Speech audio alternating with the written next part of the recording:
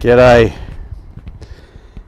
Paul here down at the railway turntable where they turn the train around to go back to Galway, and we're in Victor Harbour, and our reading this morning is coming out of Proverbs chapter 6, and it's a bit of wisdom for those people who have been asked to go guarantor for a loan for somebody.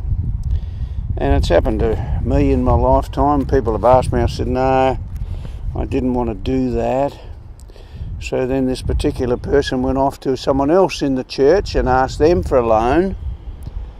And they said, yes, they'd go guarantor. And they guaranteed him $5,000 back in the 1990s. It was a lot of money.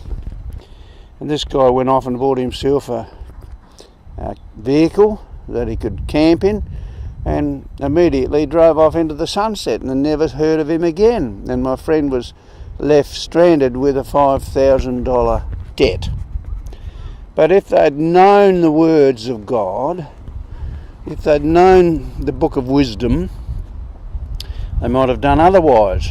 And this is what the Passion Translation says about co-signing a loan.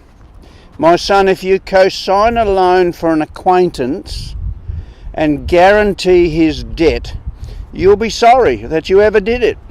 You'll be trapped by your promise and legally bound by the agreement.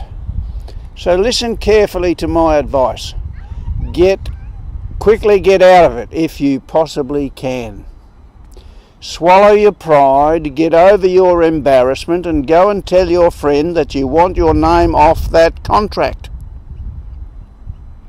Don't put it off, and don't rest until you get it done.